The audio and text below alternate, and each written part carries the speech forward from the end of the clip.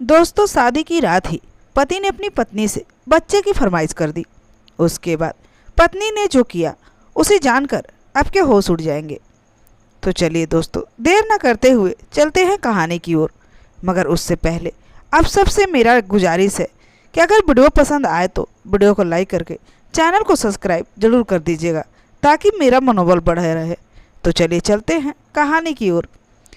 दरअसल दोस्तों, यह कहानी पाकिस्तान के एक छोटे से गांव से निकल के आई है। इसी गांव में एक बूढ़ी माँ अपने बेटे और बहू के साथ रहा करती है। उसकी बहू का नाम शबनम है और बेटे का नाम समर। शबनम और समर के शादी को 6 साल गुजर गए थे, लेकिन अभी तक उन्हें कोई औलाद नहीं हुआ था। एक दिन उनकी माँ उनसे कहने लगी, बेटा, तुम्हारी शादी को 6 साल हो गए, मगर अभी तक मैंने पोते का मुंह नहीं देखा। आज भी जब तुम्हारी तबीयत खराब हुई थी और मैं तुम्हें जब हॉस्पिटल ले गई तो मैंने सोचा शायद आज तो कुछ खुशखबरी ही सुनने को मिलेगा, मगर आज फिर से वही गैस वाली ही बीमारी तुम्हारी निकली। पता नहीं किस दिन मुझे पोते का मुंह दिखाओगे। इतना सुनने के बाद शबनम कहती है, अम्मी, खुदा के घर देर है अंधेर नहीं। अगर उन्होंने चाहा तो हमारे भी गोद हरे भरे हो जाएंगे। अम्मी, आपको क्या लगता है, क्या मैं माँ नहीं बनना चाहती? मैं भी बनना चाहती हूँ, पर ये सब हमारे हाथ में कहाँ होता है अम्मी, वरना मैं कब की माँ बन गई होती। खैर, इतना कहकर शबनम सोचों में गुम हो जाती है। तभी समर कहता है, शबनम, जाओ तुम मेरे लिए एक कप चाय बना कर लाओ, इन बातों को छोड़ो। जैसे ही शबनम किचन में जाती है चाय बनाने तो समर की अम्मी कहती है, बेटा, अगर शबनम माँ नहीं बन सकती तो कुछ कर ले तू दूसरी शादी क्यों नहीं कर लेता? इतना सुनने के बाद समर कहता है, अम्मी, मैं तो शादीशुदा हूँ और मुझसे फिर भला कौन शादी करेगा? इस पर उसकी अम्मी कहती है, बेटा, तू घबराता क्यों है? मैं हूँ ना, मेरे जान पहचान में एक लड़की है जिसका नाम सानिया है, उससे तू शादी कर ले। देख समर, मैं ये नहीं कहती कि तू शबनम को छोड़ दे, मगर तू सानिया से शादी कर ले और दोनों को रख, क्योंकि अच्छा खासा तो तू कमाता है, दोनों बीवियों का खर्च आराम से तू उठा सकता है। इधर जो शबनम चाय बना रही थी, चाय बनाते हुए वो सारी बातें सुन रही थी। जैसे ही समर कमरे में आया तो वह फूट फूट कर रोने लगी। जब समर रोने का कारण पूछा तो उसने कहा, मैंने आपकी और अम्मी की जो बातें हो रही थी वो सारी सुन ली है। आप मेरे रहते हुए दूसरी औरत को इस घर में पत्नी बनाकर लाने वाले हैं। इस पर समर कहता है, तुम ही बताओ मैं क्या करूं? ये अम्मी का हुक्म है और तुम्हें तो पता है ना कि मैं आज तक अम्मी का हुक्म को मानता आया हूं। और वैसे भी तुम्हें तो पता है कि हमारी शादी को 6 साल हो गए, मगर आज तक हमें बच्चा नहीं हुआ। शबनम, तुम चिंता मत करो, तुम्हारा जो ओहदा आज तक है वही उसके आने के बाद भी रहेगा। इतना कहकर समर कमरे से निकल जाता है। जैसे ही सुबह होती है तो शबनम की सासू माँ अपने बेटे की शादी के लिए अपनी सहेली के घर चल देती है और वहाँ जाने के बाद समर की शादी की बात छिड़ती है। इस पर उसकी जो सहेली होती है वो कहती है, तुम्हारा बेटा तो पहले से शादीशुदा है। इतना सुनने के बाद समर की अम्मी कहती है, हाँ, एक बहू तो है, मगर वो ना के बराबर ही है, क्योंकि वह कभी भी बच्चा पैदा नहीं कर सकती। इन सब बातों के बाद जो सहेली होती है समर की अम्मी की, वह तैयार हो जाती है शादी के लिए और फिर उन दोनों की शादी उन दोनों की रजामंदी से तय की जाती है। 2-4 दिन में ही दोनों का निकाह कर दिया जाता है। अब निकाह के बाद सानिया अपने ससुराल आ जाती है। शादी की पहली रात समर सानिया से कहता है, देखो, तुम अब मेरी पत्नी बन चुकी हो और मैं उम्मीद करूँगा कि तुम मुझसे अच्छे से रवैया रखोगी और मैं भी कोशिश करूँगा कि जो भी तुम्हारा हक है, जो भी तुम्हारा मुकाम है, वो मैं सब तुम्हें दूँ, जिस तरह मैंने अपनी पहली पत्नी शबनम को दिया करता था। इन सब बातों के बाद समर अपनी पत्नी को मुँह दिखाई का तोहफा देता है। उसके बाद सानिया कहती है, आपके लिए भी मैंने एक तोहफा लाया है। इस पर समर कहता है, मुझे तोहफे की ज़रूरत नहीं है, क्योंकि मेरे पास पहले से सब कुछ मौजूद है, गाड़ी, बंगला, पैसा, यहाँ तक कि बीवी भी, मगर कमी है तो बस एक औलाद की। मैं चाहता हूँ कि तुम मेरे घर को हरा भरा कर दो, अपने नन्हे मुन्ने बच्चे को जन्म देकर।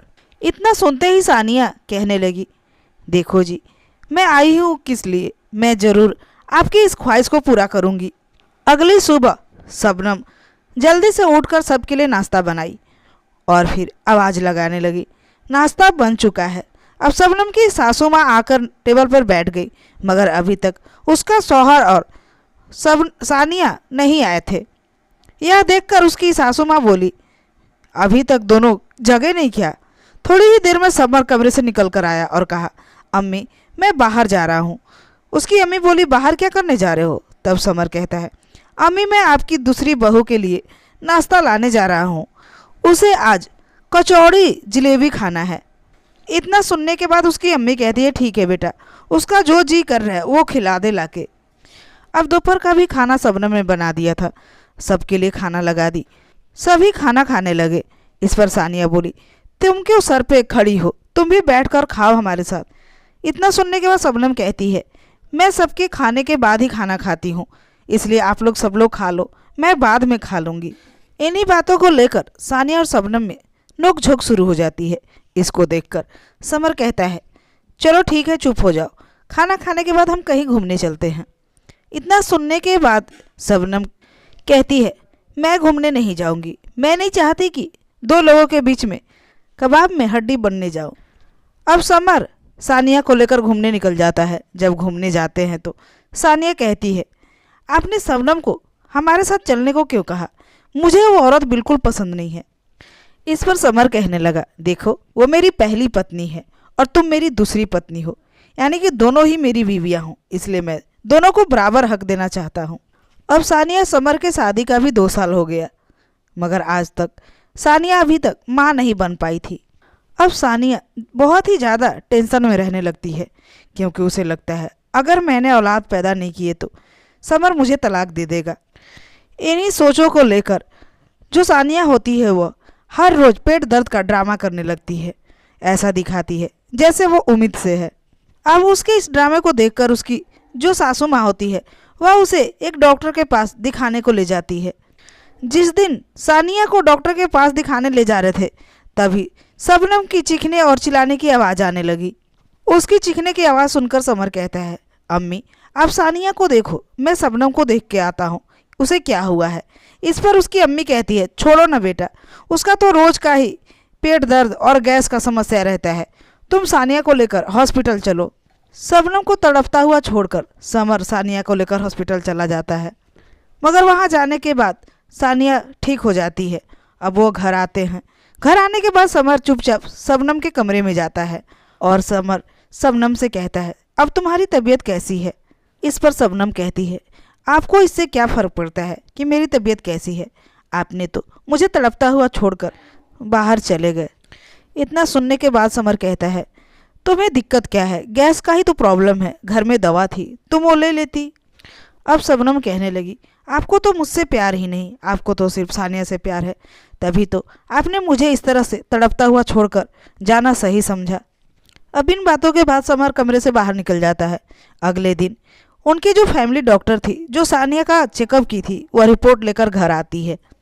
घर आने के बाद डॉक्टर समर और उसकी अम्मी से कहती है, देखिए आपकी जो बहू सानिया है वह खुद ही अपने जाल में फंस चुकी है, क्योंकि वह उस बीमारी की दवा खा रही थी जो उसे लगी ही नहीं है, और दवा खाने की वजह से अब उसे उस बीमारी ने घेर लिया है, यानी कि अब कभी भी सानिया माँ नहीं बन सकती।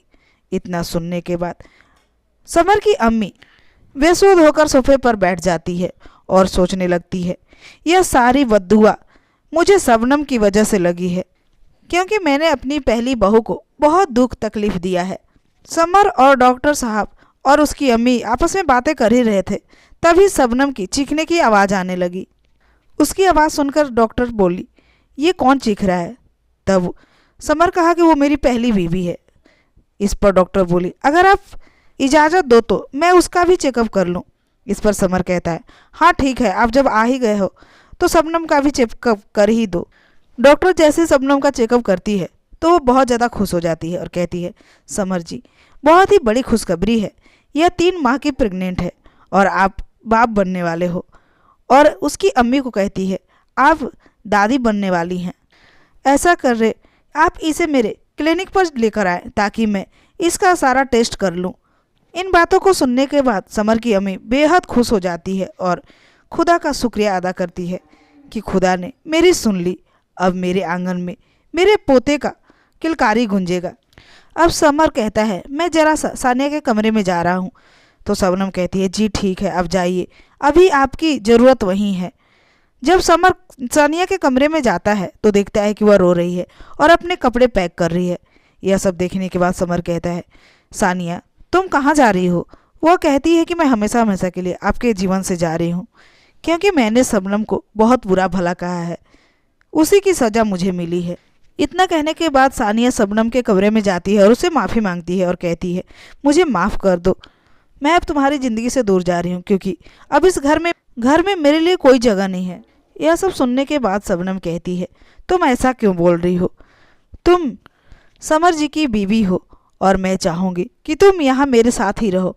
और वैसे भी जो हमारा बच्चा होगा, अगर तुम यहाँ रहोगी तो उसे 2 माँ का प्यार मिलेगा, इससे बढ़कर और क्या हो सकता है। यह सुनने के बाद सानिया की आंखों में आंसू आ जाते हैं और वह रोने लगती है। अब समर अपनी दोनों बीवियों के साथ बहुत खुश रहता है और बच्चे के आने के इंतजार करने लगता है। जिस सानिया ने शबनम को तबाह करने के लिए हर मुमकिन कोशिश करती रही, वही शबनम सानिया की ज़िंदगी बर्बाद होने से बचा लेती है। तो दोस्तों, ये थी आज की कहानी। कहानी पसंद आई हो तो वीडियो को लाइक करके चैनल को सब्सक्राइब जरूर कीजिएगा। तो आज के लिए इतना ही, मिलती हूँ अगले वीडियो में, तब तक के लिए नमस्कार।